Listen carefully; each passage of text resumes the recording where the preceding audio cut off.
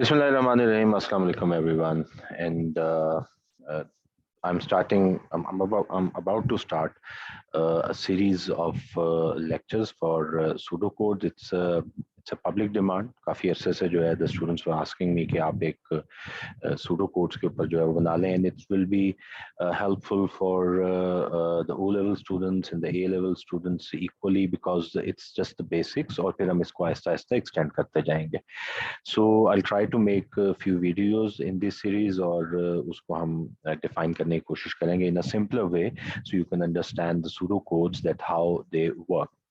So when we talk about the pseudocodes, we all know it's very important and why it's important because जब हम लोग बात करते हैं specifically प्रोग्रामिंग की तो जनरली ये होता है कि nobody goes for the programming directly. कोई भी जो है वो डायरेक्टली प्रोग्रामिंग स्टार्ट करना डे वन से स्टार्ट नहीं कर देता, इसको प्लान करता. And that planning phase is basically a pseudo code जहां हम लोग एक यूनिफाइड लैंग्वेज में, एक जनरलाइज्ड लैंग्वेज में बात करते हैं. It's not Python, it's not visual basic, it's not dot net, it's not Java. It's a generalized language. It's a language which can be understandable for everyone. जो भी computer पे काम कर रहा है, प्रोग्रामिंग कर रहा है, ये उसके लिए अंडरस्टैंडेबल होती है. So it's a requirement of Cambridge, not only Cambridge बल्कि और बहुत सारे बोर्ड जो हैं, एग्जामिनेशन बोर्ड जो हैं, वो भी सूडो कोड्स में जो है वो काम करवाते हैं. So हम जो है वो इसमें काम करेंगे इंशाल्लाह आज. All right. So when we talk about pseudo codes तो हम यहाँ स्टार्ट करते हैं कुछ बेसिक चीज़ों से. ऑलराइट, सो मैं ज़रा कलर जो है वो ब्लैक कर लेते हैं ताकि हम अच्छा सा नज़र आ सकें. अच्छा, हम वैसे ही अभी चलें, कोई बात नहीं, बाद में कर लेते हैं. So when we talk about the pseudo code, तो मैंने पहले ही कहा कि pseudo code is not a patronised language. It's not something कि जो कि बड़ी पैट्रोनाइज्ड लैंग्वेज है जिसमें हमें पहले से गिवन है, कुछ स्टाइल गिवन है, बट इट्स नॉट लाइक कि आपने उनको फॉलो ही करना है. सूडो कोड लिखने के लिए आप डिफरेंट वीडियोस देखें या डिफरेंट टीचर्स के साथ अगर आप पढ़ रहे हैं तो यू विल फाइंड कि वो उनका डिफरेंट डिफरेंट तरीका है सूडो कोड्स को लिखने का, बट बहुत सिमिलर है. मतलब इट्स वेरी सिमिलर बेसिकली. अच्छा, अब हम जब सूडो कोड्स की बात करते हैं तो सबसे पहले which we should understand that are the parts of pseudo codes. अगर हमें पार्ट्स ऑफ सूडो पता लग जाते हैं तो बाकी सूडो कोड को प्रोग्राम करना it's very easy.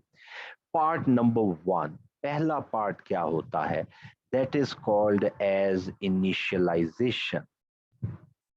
That is called as initialization. इसे initialization भी कहते हैं, इसको हम लोग declaration भी कहते हैं, और इसके लिए जो है वो हम लोग initialization declaration का जो है वर्ड हम जनरली इसके लिए यूज करते हैं. Now what is meant by initialization and declaration? अच्छा, we already know that, I'm hopeful कि everybody knows that कि हमारे पास एक तो चीज जो होती है वो हमारे पास होते हैं constants. एक तो हमारे पास होते हैं constants और दूसरी चीज जो हमारे पास होती है वो हमारे पास होते हैं हमारे variables. So now what is the difference between constants and the variables? Constant mean something which will keep their values on hold. वो वैसे ही रखेगा जैसे उनके पास values हैं, वो उन values को change नहीं करेगा. वेरिएबल मीन्स कि आप किसी चीज से रिप्रेजेंट करते हैं something which can change its value during the course of a program. Program चलता रहेगा, वो अपनी वैल्यू हो सकता है चेंज करे, हो भी सकता नहीं चेंज करे. This is why it's a variable. तो वेरिएबल होता. अब वेरिएबल है तो जाहिर है इसको मुझे किसी तरीके से रिप्रेजेंट करना पड़ेगा. अब रिप्रेजेंट कैसे मैं करूंगा? आम तौर पे वेरिएबल के लिए हम लोग ये कहते हैं कि you should come up with a name जो कि अंडरस्टैंडेबल हो. मतलब either you can right A something भी करके आप कर सकते हैं, बट लेकिन बेहतर ये है कि आप कुछ ऐसा नाम यूज करें जो कि अंडरस्टैंडेबल हो एग्जामिनर के लिए भी. ए से एग्जामिनर को क्या समझ आएगा कि हम किस चीज की बात कर रहे हैं. सो नाउ लेट्स से कि इफ आई एम सेइंग कि मैं एक वेरिएबल यूज कर रहा हूं, मैं इनिशियलाइजेशन पहले करता हूं, मैं एक वेरिएबल यूज कर रहा हूं which is num. Num is a variable. नाम से ऐसा ही लग रहा है कि नंबर को स्टोर करेगा। इसे मैं कह देता हूं equal to 0। This is a one way of doing it. Now we already know that कि इक्वल के साइन का मतलब होता है, इक्वल का साइन जो है वो हम उसको यूज करते हैं असाइनमेंट ऑपरेटर के तौर पे। What I am doing right now, I am assigning 0 to num. मैं 0 जो है वो नम को असाइन कर रहा हूं। This is one way of doing it. The second way of initialization is that you can use this। ये अच्छा बात एक ही है। अभी अगर आप देखें ऊपर भी num इक्वल टू 0 की है तो 0 we are assigning 0 to num। और अगर मैं यहां से करता हूं तो मैं ये कह रहा हूं कि भी 0 num में चला जाए। ये इनिशियलाइज कर रहे हैं। And why with zeros, generally variables, numeric variables हम 0 के साथ इनिशियलाइज करते हैं। उसका रीजन क्या है? उसका रीजन ये होता है कि हमारा जो प्रोग्राम का स्टार्टिंग पॉइंट है, हम लोग चाहते हैं कि हमारा वेरिएबल जो है वो पिछली किसी वैल्यू को कैरी फॉरवर्ड ना करे। उसके पास एक टर्म वैल्यू 0 वैल्यू जो है वो पहले से पड़ी हो, तो हमने यहाँ नम इक्वल टू 0 करके रख दिया। सो ये हमारे पास जो है पहली चीज हमने जो है वो दे दी। This is initialisation. अच्छा, अब मैं चाहता हूं कि मैं इसको डिक्लेयर करूं। डिक्लेयर क्यों करूं? भी मेरे कंप्यूटर को क्या पता, मेरी प्रोग्रामिंग लैंग्वेज को क्या पता, एग्जामिनर को क्या पता कि मैं जो वेरिएबल यूज कर रहा हूं उसकी टाइप क्या है। डिक्लेरेशन क्यों जरूरी है? To define type. आपने टाइप ऑफ वेरिएबल बतानी है, उसके लिए मुझे डिक्लेरेशन चाहिए। अच्छा, अब कौन कौन सी टाइप्स होती है, अगला क्वेश्चन ये आ जाता है। तो ज्यादातर हमें पता ही होंगी, मैं फिर भी जल्दी से लिख देता हूँ। We have integers, we have real, we have boolean, we have string, we have date, time, currency। I hope मैं कुछ भूला नहीं हूं, मतलब नहीं, मुझे नहीं लगता कि मैं कुछ बोला। तो ठीक है, हमारे पास ये मेजर जनरल जो डेटा टाइप्स होती हैं वो यही होती है हमारे पास। अब हम क्या करते हैं कि आपके पास डिक्लेयर करने के क्या तरीके हैं। डिक्लेयर करने के लिए हम लोग क्या कर सकते हैं, there are different ways of declaration. जैसे मैंने कहा, इनिशियलाइजेशन दोनों तरीकों से हो सकती है, नो प्रॉब्लम। अब डिक्लेरेशन कैसे होगी? डिक्लेरेशन करने का तरीका जो हमारे पास होगा, it should be, the number one way is set num as integer।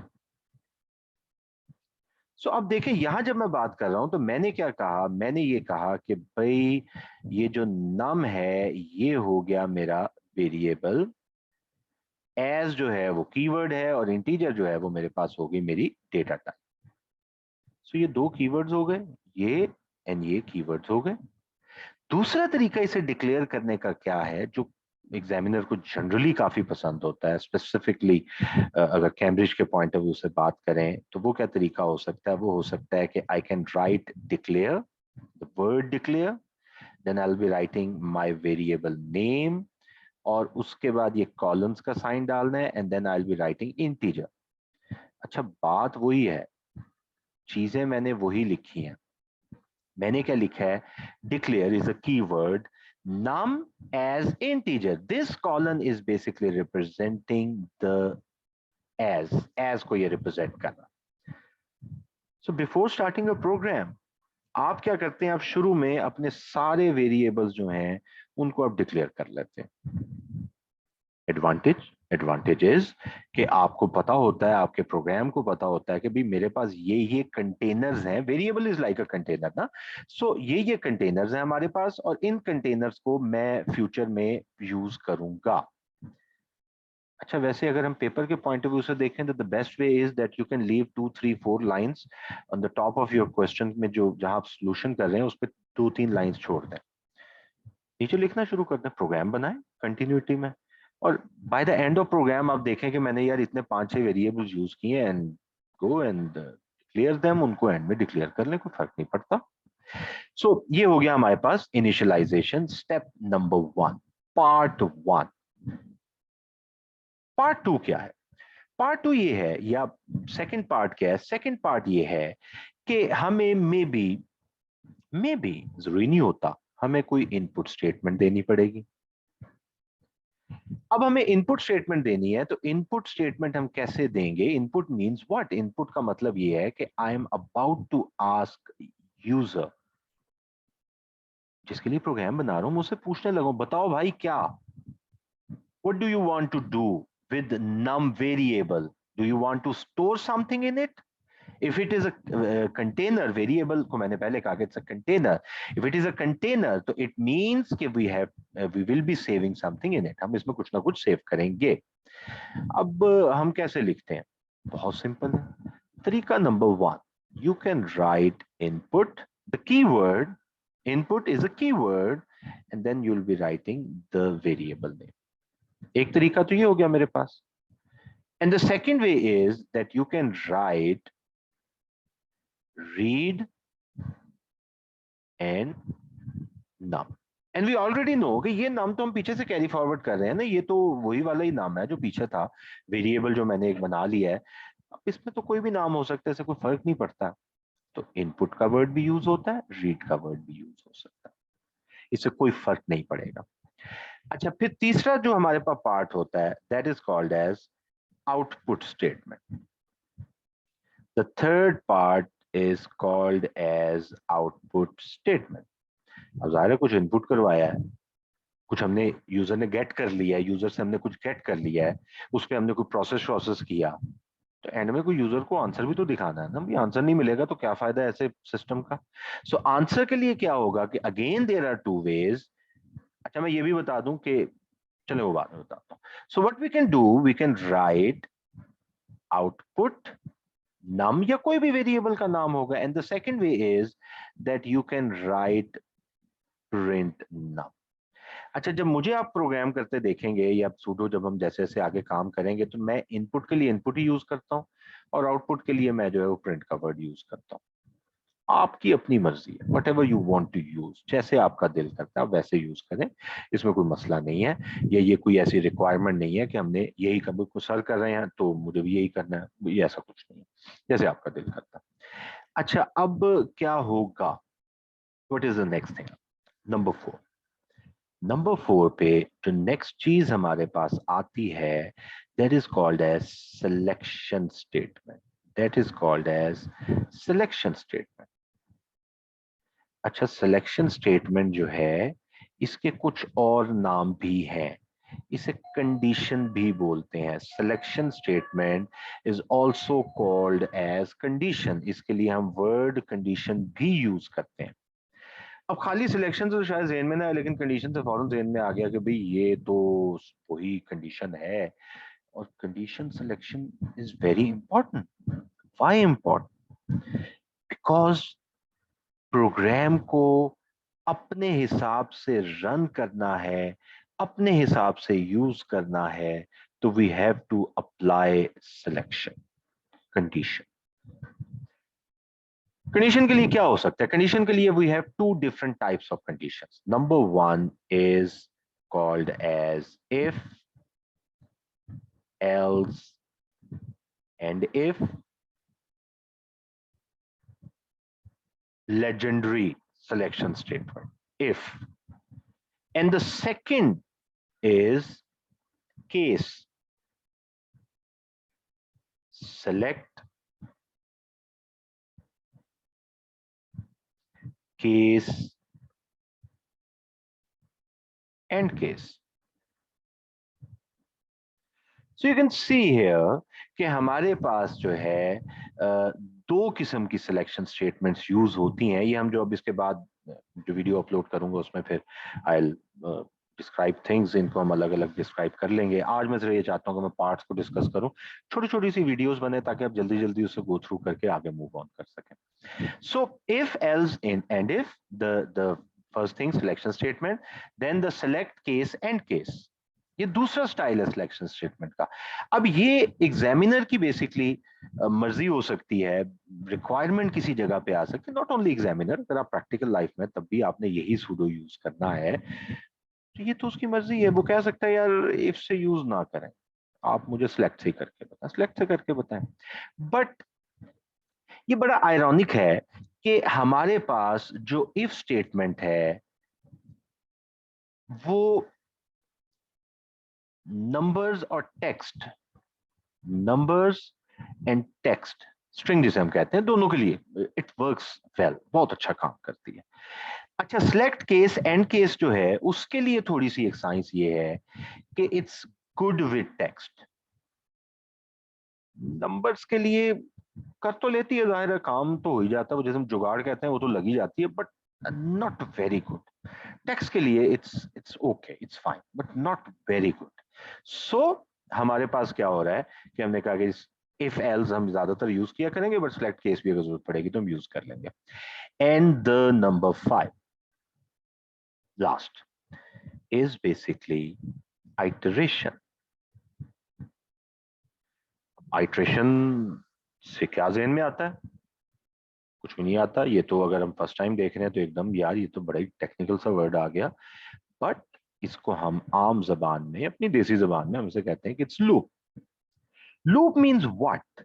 जब हम कोई एक रिपीटिव टास्क, रिडंडेंसी चाहते हैं, हम ये चाहते हैं कोई चीज जो है वो अपने आप को जो है वो रिपीट करती रहे, कोई फंक्शन जो है वो 10 टाइम्स चले, कोई फलानी चीज जो है वो 100 टाइम्स चले, कोई फलाना काम तब तक होता रहे जब तक लाइट नहीं जाती, लोड शेडिंग नहीं होती, तब तक वो चलता रहे, वो काम होता रहे।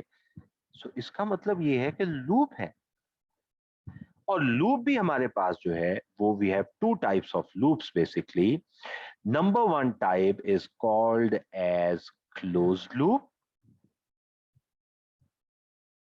and number two type is called as open loop. Now what is the difference between closed and open loop? Closed loop का मतलब हुआ कि when we already know that how many times या how many number of times that loop will work, कोई चक्कर कितनी दफा लगेगा। अगर आपको पहले से पता है कि भी फलाना काम we have to do 10 times, नमाज पढ़नी है 5 times in a day, पता है लूप है 5 टाइम्स, 1 2 3 4 5, अगले दिन फिर 1 2 3 4 5, किसी किसी दिन चेंज भी हो जाता है, ईद की या कोई भी आ जाती है, but generally it's a loop, close loop. So हमने क्लोज लूप ले दिया और हम क्या कहते हैं, हम ये कहते हैं कि जी इसके लिए जो हम लूप यूज करते हैं दैट इज फॉर नेक्स्ट। अच्छा, नेक्स्ट की जगह एंड फॉर भी लिखते हैं, इट्स ऑल राइट, कोई फर्क नहीं पड़ेगा, फॉर नेक्स्ट। ओपन लूप क्या है? When we don't know, conditional loop. Open loop को कंडीशनल लूप भी बोलते हैं। अब कंडीशन लूप का मतलब क्या हुआ? अब कंडीशन है तो कंडीशन पे तो फिर दो चीजें हो सकती हैं। It could be a pre condition loop और it could be post condition loop. काम कैसे करता है ये फिर हम अब आगे वाले लेक्चर्स में देखेंगे कैसे काम करता है इंशाल्लाह। सो प्री कंडीशन लूप के लिए जो है वो हम लोग क्या यूज करते हैं? प्री कंडीशन लूप के लिए हम लोग यूज करते हैं, प्री कंडीशन का मतलब हुआ लूप ऊपर आएगा, सो हम इसके लिए जो यूज करते हैं वो करते हैं हम व्हाइल। Do and while. अच्छा, मैं कहीं कहीं इसका ध्यान नहीं रख रहा हूं, लेकिन आपने इसका ध्यान रखना है कि it's better to write in capitals. The keywords को कैपिटल में लिखना इट्स बेटर। नहीं लिखते तो कोई इसमें कोई किसी किस्म की कोई जो है वो इम्प्रिजमेंट नहीं है कि जी आपको कोई प्रिजन में भेज देगा कि जी आपने नहीं लिखा या वो मार्क्स कट जाएंगे, ऐसा कुछ नहीं हो रहा। बट इट्स बेटर कि आप उसको इस तरह से लिखें। एंड पोस्ट कंडीशन में हम लोग क्या करते हैं? पोस्ट कंडीशन में जो हमारा लूप यूज होता है दैट इज रिपीट अंटिल। इसमें हमारे पास रिपीट अंटिल यूज होता। सो हमने क्या किया, जल्दी से हम एक जरा समरी करते हैं कि हमने देखा कि हमारे पास सूडो कोड्स को समझना है तो 5 पार्ट्स होते हैं। 5 पार्ट्स के इर्द गिर्द हम खेलते हैं। 5 पार्ट, जितना मर्जी कॉम्प्लेक्स प्रोग्राम हो, यही 5 पार्ट्स। नंबर वन, इनिशियलाइजेशन या डिक्लेरेशन। दोनों के तरीके हमने देख लिए कैसे कैसे करते हैं, और साथ ही हमने वेरिएबल्स की टाइप्स भी देख ली।